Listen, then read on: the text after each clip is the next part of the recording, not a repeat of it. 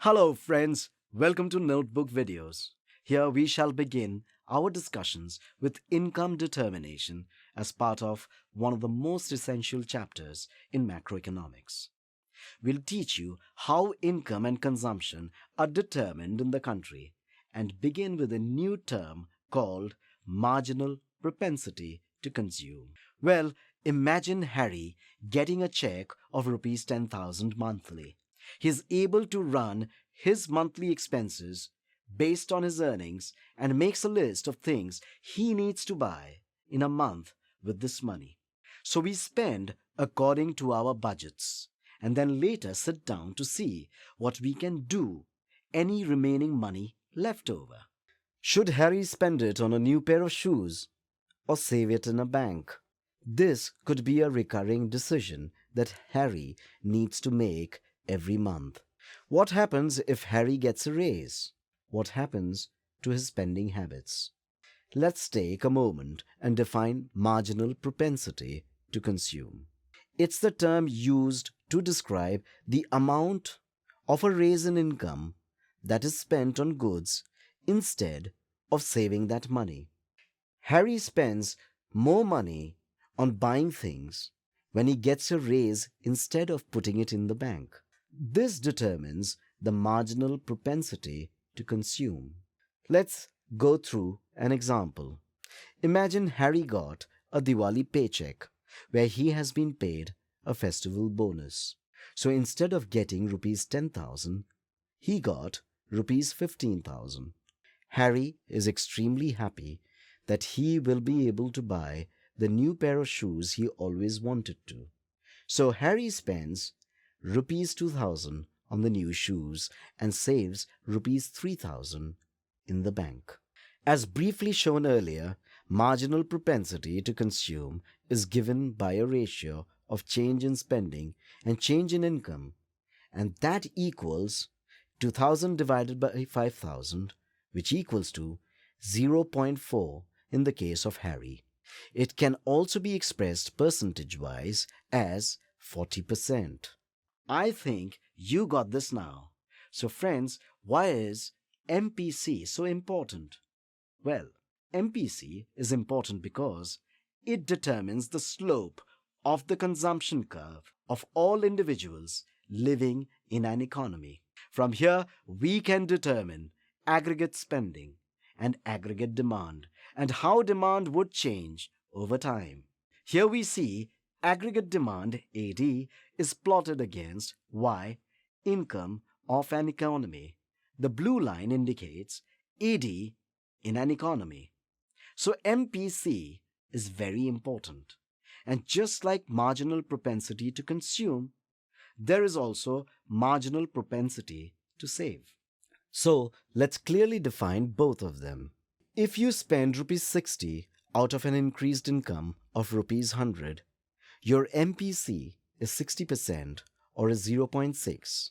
Similarly, if you save rupees 40 out of an increased income of rupees 100, your MPS or marginal propensity to save is 0.4 or 40%.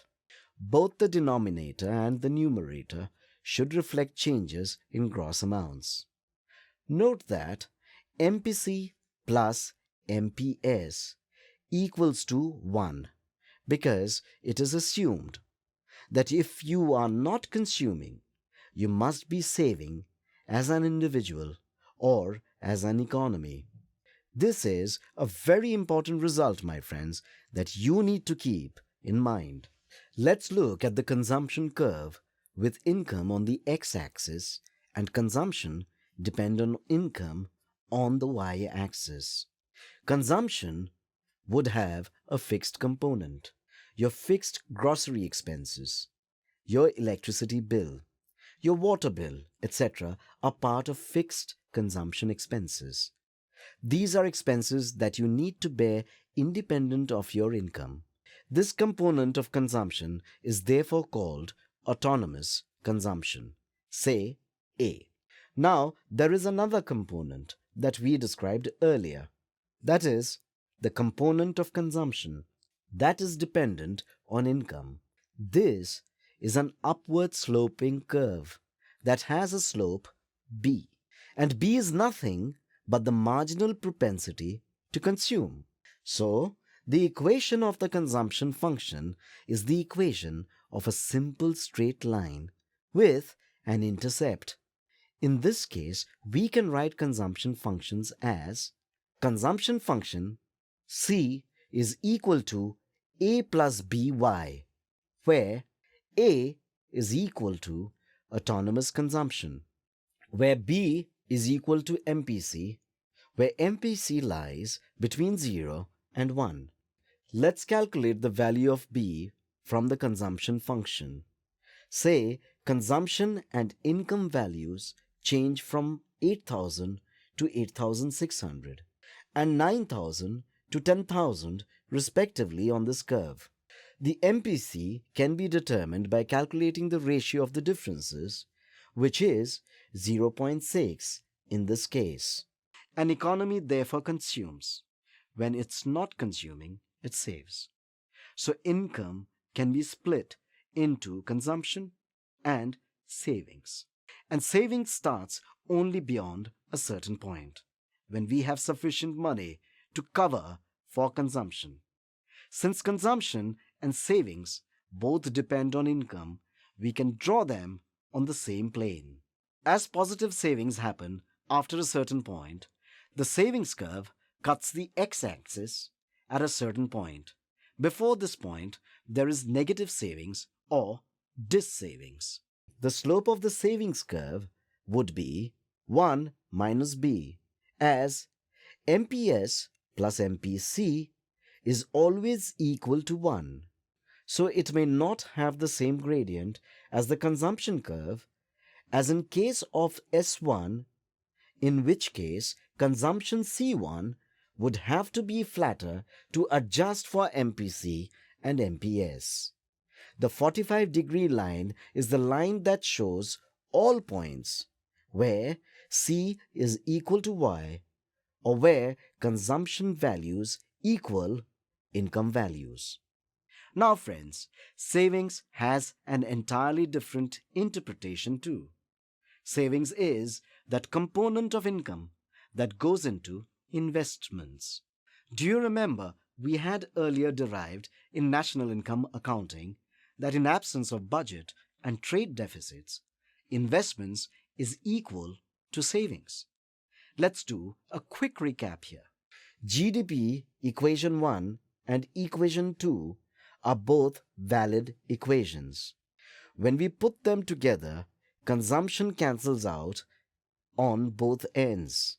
What we are left with are trade and budget deficits, and I minus S, assuming trade and budget deficits are equal to 0, investments is equal to savings. I is also the demand that firms have for investments. Firms and individuals are same, and so we consider I in the aggregate demand equation of an economy. So, given the investment is equal to savings, investment decisions taken by producers can be substituted in the aggregate demand for final goods produced. This is when we are no longer thinking from a consumer's perspective. This is aggregate demand that equals a consumer's demand and a firm's demand for investments, and hence AD is equal to I plus A plus BY. In a market equilibrium, aggregate demand should be equal to income of an economy. Higher demand should be adjusted with producers investing more, and lower demand should be adjusted with less production and less consumer spending. Note, with two constant terms of autonomous consumption and investments, AD could be expressed as Y is equal to A plus BY, where A is equal to I plus A. Although we say that these factors are constant, do remember, my friends, that autonomous consumption is relatively a stable component, But investment I does show fluctuations at times and is a gross assumption made for the sake of simplicity. My friends, what if we add the government of a country as well to this equation? It would bring in G as government spending and trade if the economy is an open economy. We had fixed consumption and investments and the variable component of consumption already. Now let's add in G and net exports to determine the full equation of aggregate demand or aggregate expenditure. To write the whole equation, we'll revert to the situation of expenditure and income method by which we found the GDP income of a country. Aggregate expenditure of the economy could be expressed as GDP is equal to C plus G plus I plus NX, where C is equal to A plus BY. G is government spending and is constant, investment is constant, and net exports is also constant. All these factors go into the intercept of the aggregate expenditure line.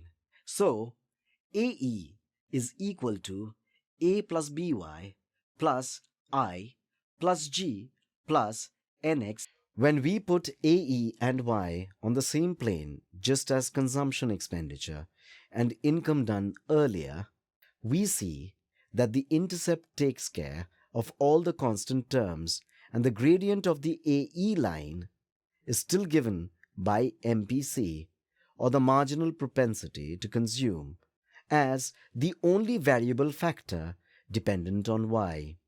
It is very important for you to remember this AE equation that finally indicates aggregate demand or income of an economy or its GDP.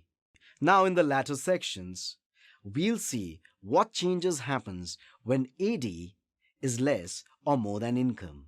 With this, we come to the end of the first section of income determination in macroeconomics. There's plenty to learn in other chapters, and we look forward to your continued attention in our next videos. Goodbye and thanks.